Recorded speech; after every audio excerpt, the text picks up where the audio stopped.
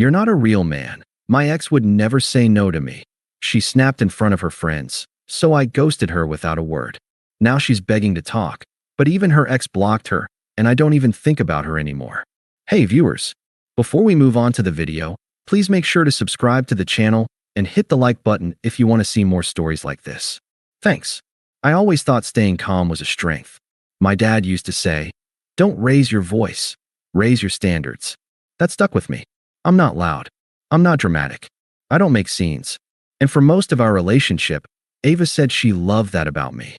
"You're so steady," she told me once, tracing her fingers down my arm. "You make me feel safe." I believed her. I believed a lot of things she said. We'd been dating for about 2 years.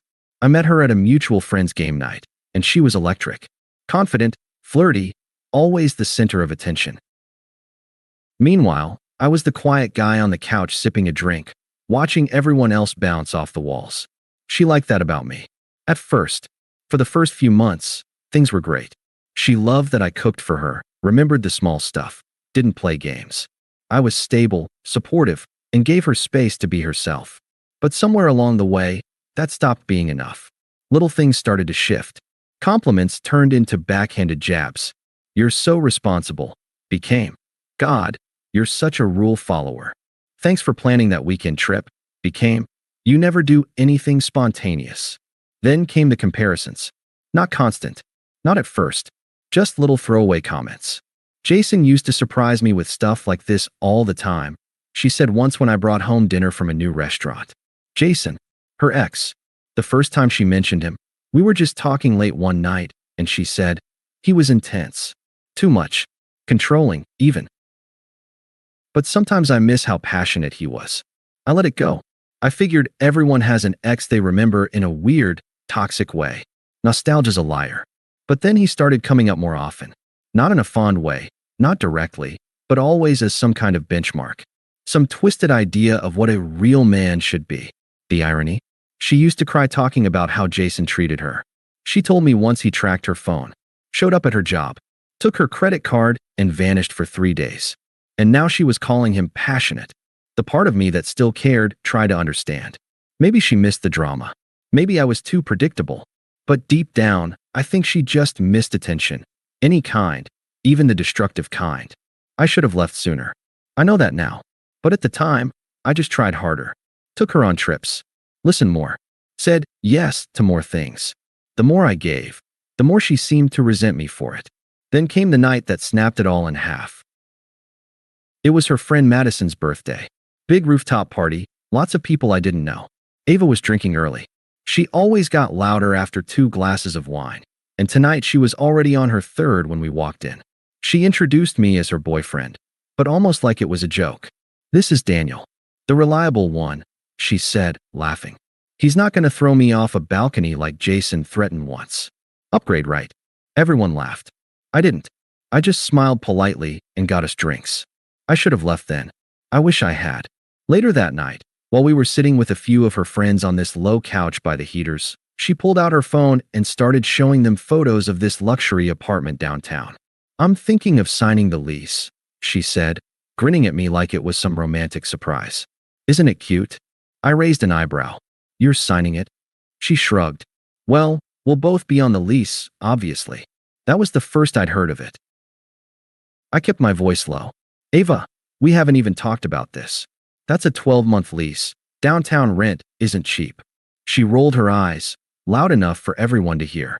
"Here we go. I'm not trying to argue," I said calmly. "I'm saying we should talk about it. Privately." Then she turned to her friends and said, "This is what I mean. He can't make a decision unless it's in a spreadsheet." I sat back, silent. And then she snapped. Loud. In front of everyone. "You're not a real man," she said. Her voice slurred just enough to sharpen it. "Jason would never say no to me. He just handled things. You're scared of everything." The music didn't stop. The conversations didn't freeze. But the air did. Her friends looked away. One of them mumbled something about going to get another drink.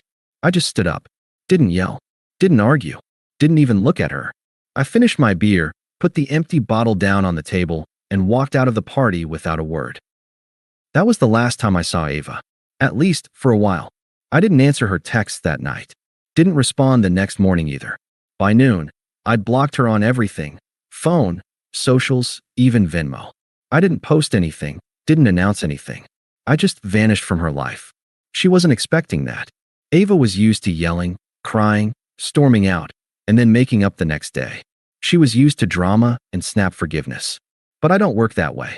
I moved out of our shared apartment the next day while she was still at work. I'd already been paying most of the rent anyway. I packed up everything that was mine and left the key on the kitchen counter. No note, no closure, just silence. At first, she acted like it was nothing. A few messages came in from an unknown number. "So you're ghosting me now? That's cute. You'll come crawling back like you always do." It was a party. I was drunk. "Grow up." I didn't reply. 2 days later. "You seriously just moved out without a word? You're overreacting." I was just mad. "We're supposed to talk through stuff. You're acting like some petty child." "Fine. If you want to act like this, stay gone." I did. And the longer I stayed gone, the more it seemed to unravel her. By the end of the week, the tone changed completely. "Can we please just talk? One coffee. 5 minutes. I messed up. I was drunk and stupid. You know I didn't mean that. You're not even going to give me a chance to explain?" I read them all, but I never responded. There wasn't anything to explain. She said what she meant. "You're not a real man." Jason would never say no to me. She wanted control. She wanted someone to chase her after being publicly humiliated. She wanted the old pattern: cruelty, silence, then attention. I wasn't giving it to her. That's when the outside pressure started. Her best friend, Camila, texted me, "Ava's been crying for days." I know she messed up, but no one deserves to be ignored like this. Then a mutual friend, Eric, messaged me on Instagram. "Dude, she's not doing well.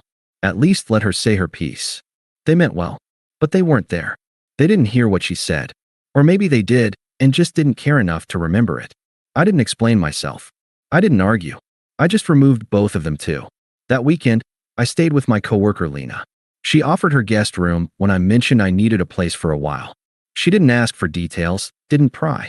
She just handed me a spare key and a blanket and said, "You don't owe anyone your peace." I'll never forget that. We weren't close before, but that week changed things. She saw me at my lowest and never asked for anything in return. We'd eat quiet dinners, talk about stupid work stuff, watch shows on opposite ends of the couch. It was peaceful. Meanwhile, Ava's silence didn't last long. I started getting new number texts every few days. I knew they were from her even before opening them. "Jason's not answering my calls. I think he blocked me. I didn't even want to talk about that apartment. You made it awkward. I was trying to build a life with you. But you just ran. Don't you miss me?" It was all slipping through her fingers. Her grip, her image, her control. One night, she sent a voice message. I didn't play it. I just watched the waveform bounce, then deleted it. She even tried Venmo messaging me $1 with "Can we talk?"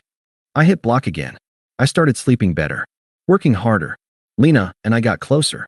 She never brought up Ava unless I did. I appreciated that. It made it easier to let the weight drop. And somewhere in the middle of it all, I realized I wasn't sad. I was free. Ava wasn't just toxic. She was performative. Everything was for attention, control, or reaction. The second I gave her none of that, the illusion shattered. She wasn't heartbroken. She was humiliated. Jason didn't want her. I didn't want her. And for the first time, she was forced to sit in silence she didn't control. I didn't need revenge. I didn't need closure. I just needed to not care anymore. And that's exactly where I was headed. I thought blocking Ava would be the end of it. But people like her don't go quiet without a fight. Not when they've lost the spotlight. The next time I heard her name was at work. Lena walked into the break room, phone in hand, shaking her head. "You're not gonna believe this," she said. "Guess who just followed me on Instagram?" I didn't have to guess. "She liked 2 of my selfies," Lena went on. "One from, like, a year ago. What's she trying to do? Mark territory that isn't even hers?" I sighed. "She's spiraling." "No," Lena said. "She's watching." Ava didn't message Lena directly, but it was obvious. She was trying to rattle something. Test the water. See if I'd come chasing if she got close enough to someone I trusted. It didn't work. Instead, it made things clearer. A few days later, Eric, the mutual friend who tried to defend her, sent me a screenshot. It was a Facebook post from Ava's sister. Ava had apparently gone to see Jason again. Again. They got in some kind of fight, public, messy, dramatic. Someone called the cops. No one got arrested, but it made enough of a scene that Ava's parents were called to pick her up. Jason blocked her the next day. I didn't laugh. I didn't feel vindicated. I felt nothing. It wasn't my life anymore.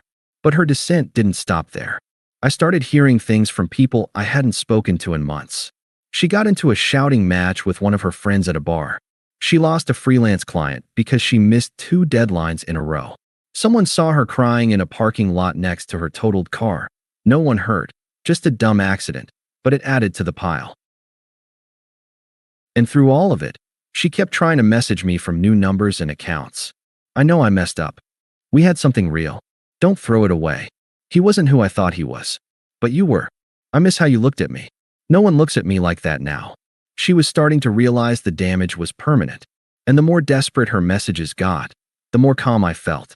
I'd started working out more. I cut back on junk food. I stopped skipping lunch breaks and started taking walks with Lena instead.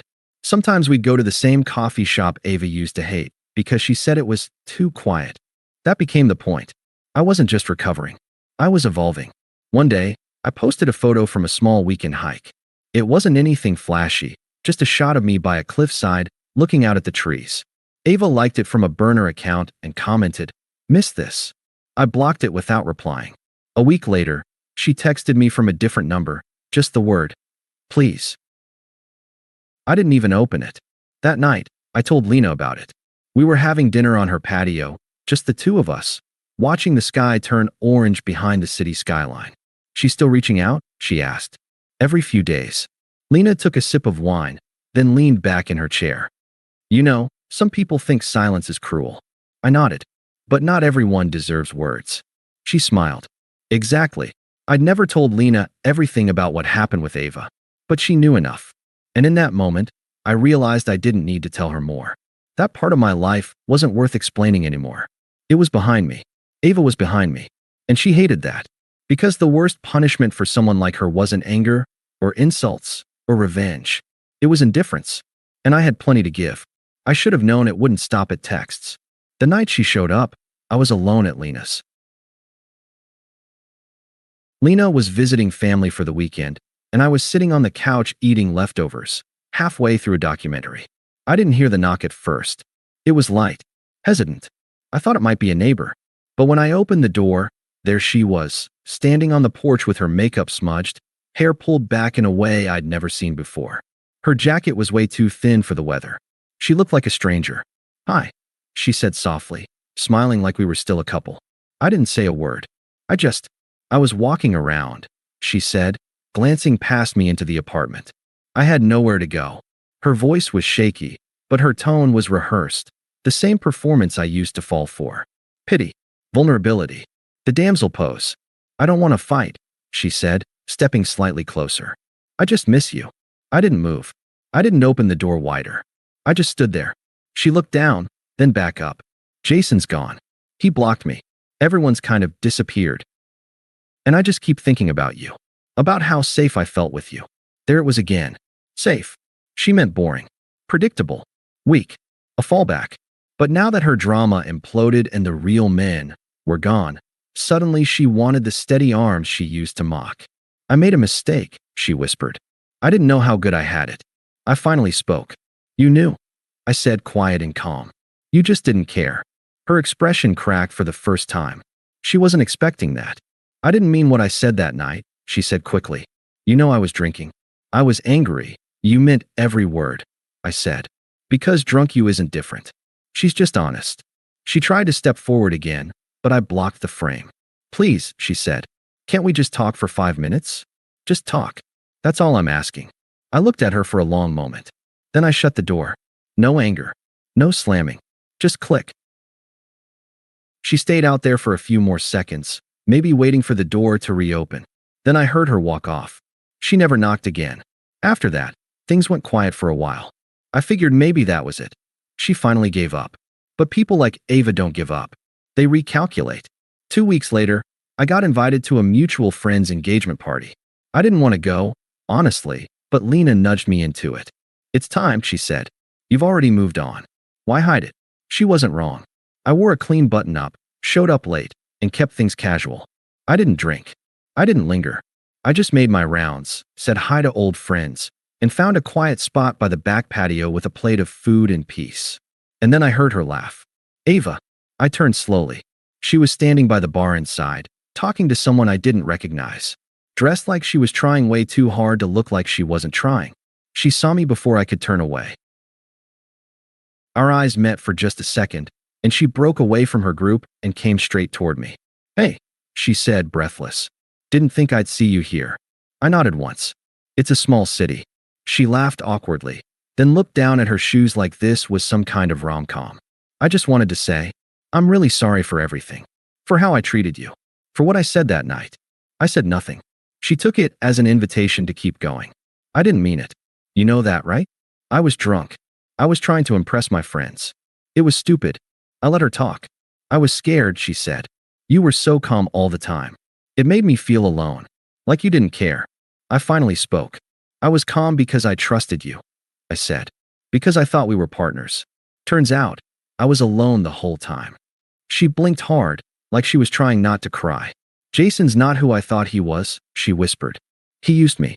I was so stupid. You were selfish, I corrected. Not stupid.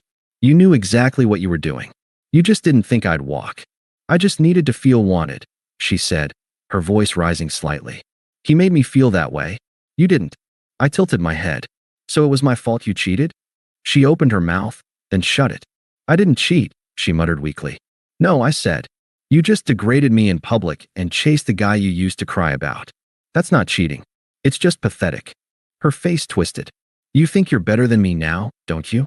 No, I said. I've always been better. I just didn't realize it until you showed me who you really are. She stared at me, waiting for me to flinch. I didn't. Lena walked up beside me a second later. You ready to go? I nodded and turned back to Ava one last time. I hope you figure yourself out, I said. But I'm not going to be part of the mess you leave behind anymore.